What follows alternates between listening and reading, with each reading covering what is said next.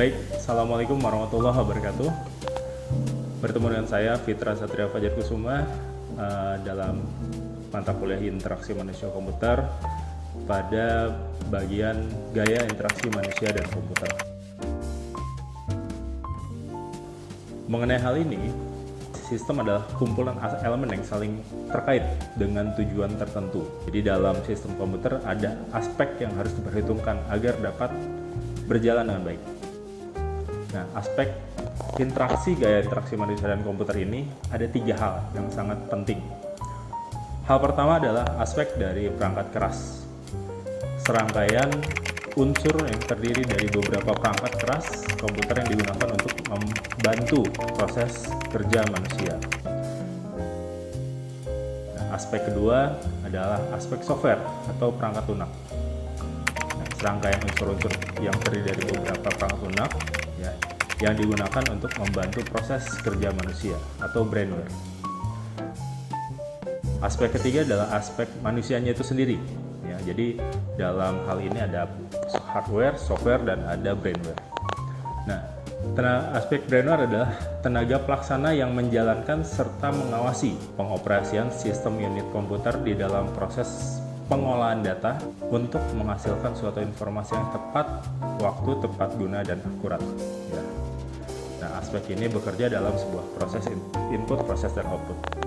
Nah, salah satu bentuk kerjasama dalam 3 hal di atas itu disebut atau digambarkan dengan bahasa disebut dengan dialog. Ya, secara umum dialog merupakan sebuah proses komunikasi antara 2 atau lebih agen. Ya.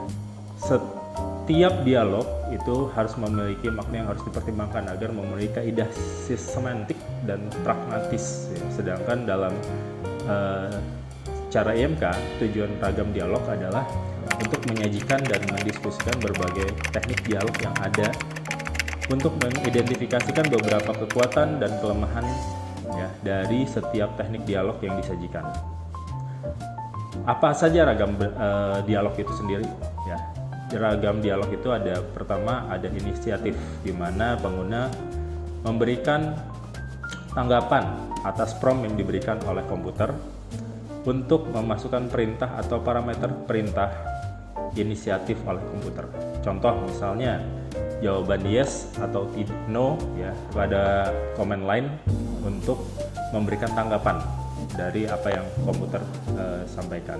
Kedua adalah aspek keluasan. Jadi luas di sini adalah pengguna mempunyai kesempatan melakukan customizing ya untuk meresize dan melakukan berbagai macam interaksi terhadap dialog tadi. Ketiga, ada aspek kompleksitas, ya, mengelompokkan dan menerapkan model yang diinginkan pengguna ke dalam sistem, dan hal ini dapat diperoleh dan menggunakan hierarki atau ortogonalitas, ya, atau keduanya. Kemudian kekuatan, ya, jumlah kerja yang dilakukan oleh sistem untuk setiap perintah yang diberikan oleh pengguna. Lalu ada beban, dalam hal ini menitik beratkan pada penyajian informasi yang dihasilkan komputer pada pengguna. Agar menyampaikan informasi itu dapat berdaya guna, dan beban informasi yang terkandung dalam suatu ragam dialog seharusnya disesuaikan dengan aras atau kepentingan dari pengguna itu. Oke, nah masuk ke dalam bagian karakteristik ragam dialog. Ya.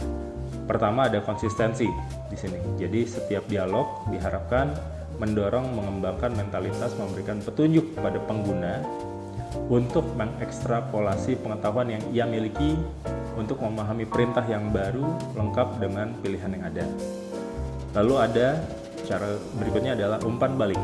Ya, adalah ragam dialog yang jika pengguna melakukan kesalahan komputasi, maka program akan menampilkan suatu kesalahan error atau memberikan peringatan. Ya.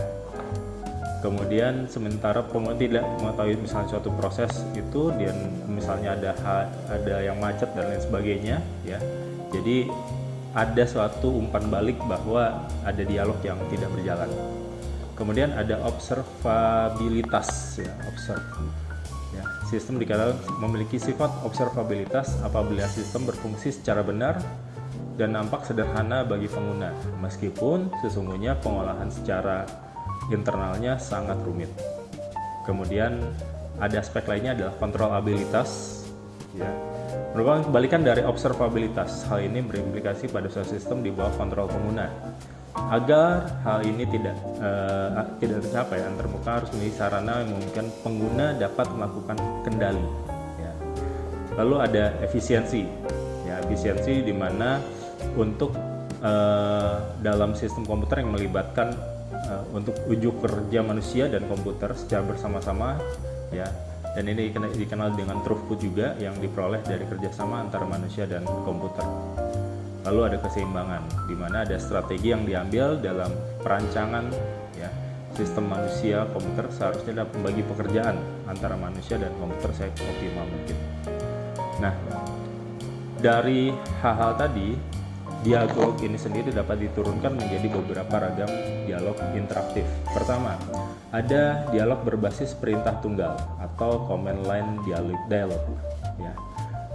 Kemudian ada dialog berbasis formulir, ya. Kalau command line dialog itu seperti command prompt, ya. Kemudian kalau di dialog berbasis formulir ini seperti form yang biasa kita isi, misalnya seperti Google Form dan lain sebagainya. Kemudian ada sistem menu, ya. Sistem menu sendiri menampilkan daftar jumlah pilihan, ya, dalam jumlah yang terbatas tentunya, di mana menu sendiri memiliki turunan, ya, bisa itu menu datar atau menu tarik. Ya. Pada prinsipnya penggunaan menu dapat menyesuaikan dengan kebutuhan dari masing-masing sistem yang kita bangun, ya. Penggunaan dialog juga sesuai, ya.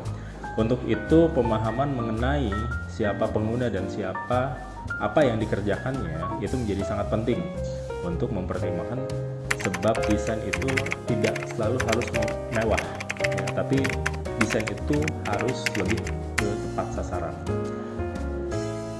Sekian mungkin untuk pertemuan kali ini, ya, semoga membantu dalam memahami materi kali ini, ya. Terima kasih. Assalamualaikum warahmatullahi wabarakatuh.